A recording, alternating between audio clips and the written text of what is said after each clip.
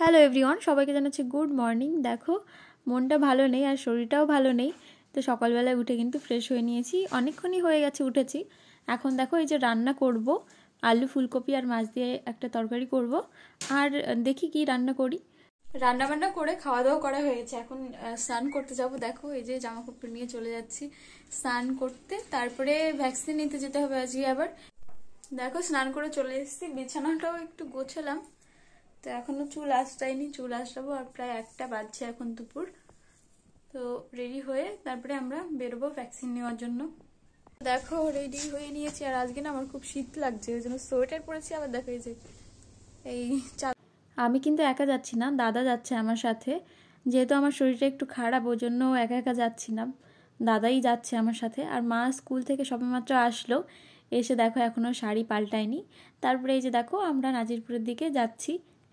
আর জানো তো, মাঝে মাঝে কিছু কথা বলতে ইচ্ছা করে। অনেকেই অনেক কষ্ট দেওয়ার মতন কথা বলে, কিন্তু তাদের ঘুরিয়ে উত্তরটা দিতে পারি না, কারণ তারা বুঝবে না ব্যাপারটা যে আমার কতটা খারাপ লাগছে আর কি।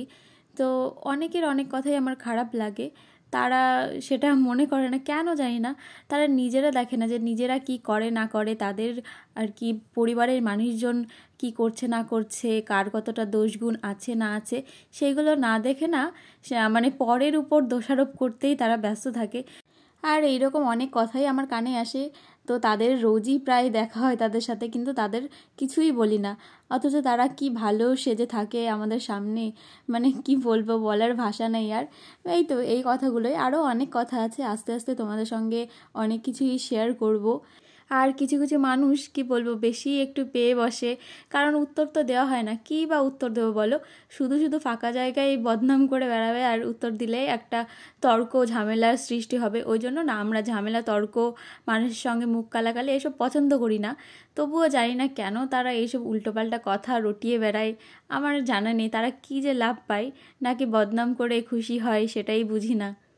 ছাড়ো, বাদ দাও, সে যাই হোক না কেন, তাদের একটাই কথা বলতে ইচ্ছা করে যে তোমরা আগে নিজের ব্যাপারটা দেখো, যে নিজেদের ফ্যামিলির ছেলে মেয়ে বা নিজেরা কি করেছো না করেছো আগে পরে, সেগুলো ভুলে যেও না। তারপরে অন্যের বদনাম করো, কিন্তু সেটা যেন সঠিক হয়। মানে তোমরা যে বিষয়টা নিয়ে বদনাম করছো সেটা আগের থেকে জেনে নেবে।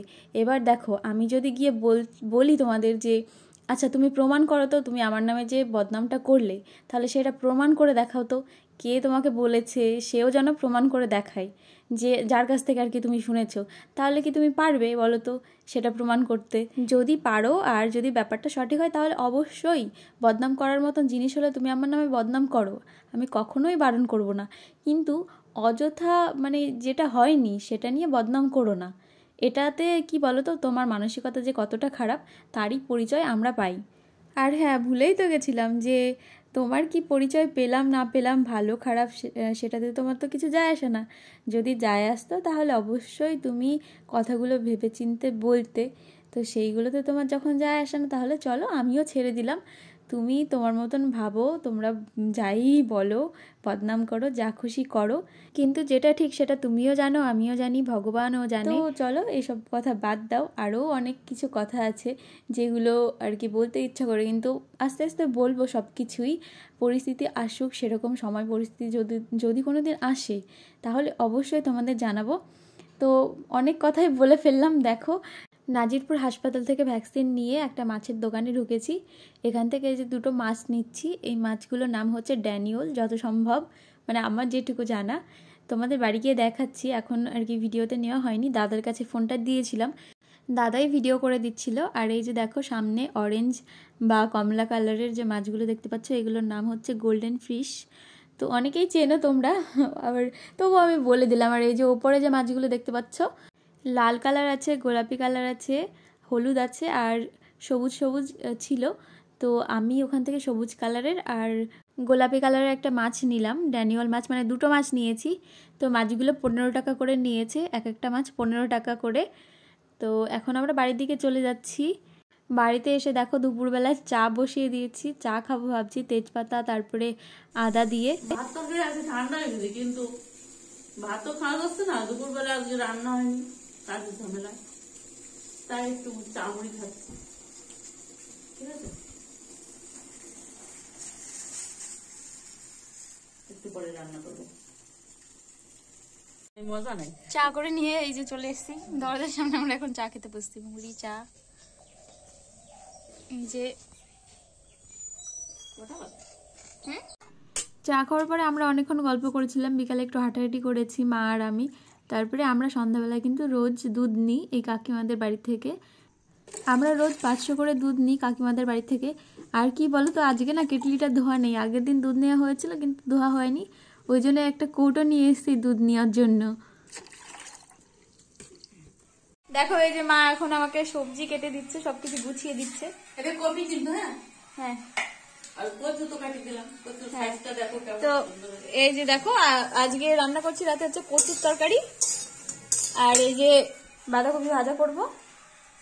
দেখো এই যে কচুটা কষিয়ে তারপরে এই যে জল দিয়ে দিয়েছি, মানে কি যেটা ঝোল হবে রান্নার জন্য। আর এদিকে এই যে ভাত বসিয়ে দিয়েছি। তরকারিটা কিন্তু কালার আসছে খুব সুন্দর, কচুর তরকারি। দেখো ছোট মাছ দিয়েছি এর মধ্যে। নাজিরপুর গেলাম সেদিন মা আর আমি, তো তখন নিয়ে এসেছিলাম এই ছোট মাছগুলো। তারপরে আর তোমাদের একটা কথা তো বলাই হয়নি যে পিসি বাড়িতে কিন্তু পুজো আছে, মানে তনু দিদিদের বাড়ি, তনু সুপ্রিয়া দিদি আর সুমনদা সাথী বৌদি যাদেরই এদেরই বাড়ি।